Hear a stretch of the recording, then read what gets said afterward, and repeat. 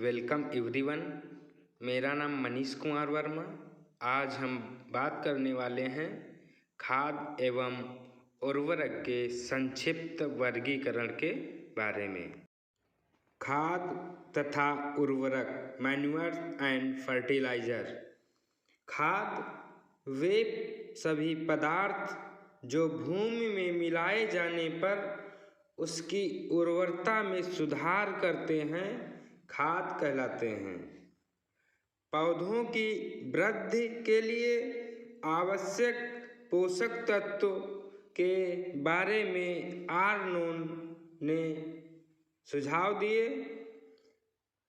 हवा तथा पानी से मिलने वाले तत्व कार्बन, हाइड्रोजन, ऑक्सीजन, ये तीनों तत्व पौधों को हवा तथा पानी से प्राप्त होते हैं। भूमि से मिलने वाले तत्व या मुख्य पोषक तत्व, इनको दो भागों में बांटा गया है। प्राथमिक पोषक तत्व नाइट्रोजन, फास्फोरस, पोटास। द्वितीयक पोषक तत्व कैल्शियम, मैग्नीशियम और गंधक है। भूमि से मिलने वाले सूक्ष्म पोषक तत्व जस्ता, तांबा, manganese, molybdenum, chlorine, iron, boron हैं। गोबर की खाद, फार्म यार्ड मैन्योर। जैसा कि आप सभी लोग जानते भी हैं, जब वनस्पति पदार्थ की अपेक्षा खाद बनाने में अधिक गोबर की आवश्यकता होती है तो उसे गोबर की खाद कहते हैं। इसके प्रयोग से मृदा के भौतिक, जैविक, रासायनिक दशा में सुधार होता है। कंपोस्ट खाद, घास पात, मूल, मलमूत्र इत्यादि वनस्पतिक पदार्थों को सड़ाकर खाद बनाने के ढंग को कंपोस्टिंग या कंपोस्ट खाद बनाना कहते हैं। इसमें गोबर की मात्रा वनस्पति अवशेष से कम होती है। खाद मुख्यतः दो प्रकार के होते हैं। कार्बनिक खाद, गोबर की खाद, कंपोस्ट खाद, हरी खाद, खलियां, मैल की खाद। अकार्बनिक खाद urea, ammonium chloride, calcium nitrate, rock phosphate, potassium sulphate, DAP, vermicompost, rhizobium, नीलहरी शैवाल, एनपीके इत्यादि जो खादें रासायनिक पदार्थों को मिलाकर कंपनियों में तैयार की जाती हैं, अकार्बनिक खादें कहलाती हैं। जैव उर्वरक, बायो फर्टिलाइजर। वर्मी कंपोस्ट, केंचुओं द्वारा निर्मित कंपोस्ट को वर्मी कंपोस्ट कहा जाता है।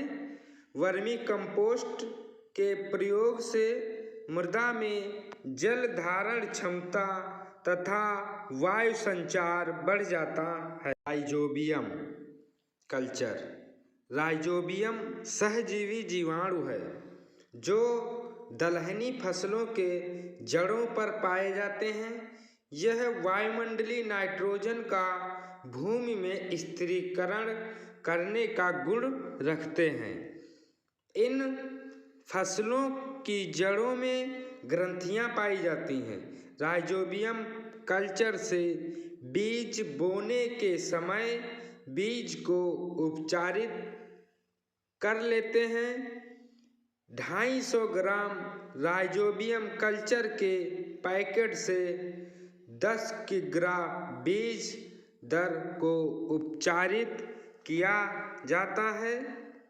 राइजोबियम से उपचारित बीज का जर्मिनेशन और उसके क्षमता बढ़ जाती है। एजाटोबैक्टर ये असहजीवी बैक्टीरिया है जो मृदा में स्वतंत्र रूप से निर्वाह करके वायुमंडलीय नाइट्रोजन स्थिर करते हैं। ये ऑक्सीजन की अनुपस्थिति में भी जीवित नहीं रह सकते। इसका प्रयोग प्रायः अदलहनी फसलों जैसे मक्का, ज्वार, बाजरा इत्यादि में किया जाता है। नील हरित शैवाल यह एक सूक्ष्म वनस्पति है जो वनस्पति जगत के थाइलोफाइटा वर्ग के अंतर्गत आती है। इसमें जड़, पत्ती, फूल, फल इत्यादि नहीं होते हैं, बल्कि इसकी संरचना थाइलस के रूप में होती है। इसकी कोशिकाओं में नीला हरा रंजक होता है, जिसके कारण इसका रंग नीला हरा दिखाई देता है। इस शैवाल से नाइट्रोजन स्थिरीकरण की क्षमता होती है। यह नाइट्रोजन को स्थिरीकरण करने में लाभदायक होते हैं। फास्फोरस सॉल्युबल माइक्रो ऑर्गेनिज्म ये सूक्ष्म जीव मृदा में उपस्थित अघुलनशील फास्फोरस को घुलनशील फास्फोरस में बदल देते हैं। इसका प्रयोग बीज बोने के समय कल्चर के रूप में किया जाता है।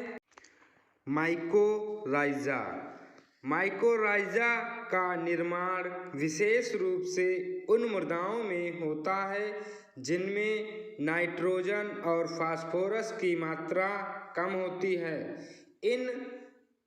इसका निर्माण उन जड़ों पर अत्यधिक होता है जिनमें प्रायः कार्बोहाइड्रेट का बहुत बड़ा भंडार होता है। ये मृदा में उपस्थित फास्फोरस के घुलनशीलता को बढ़ा देते हैं।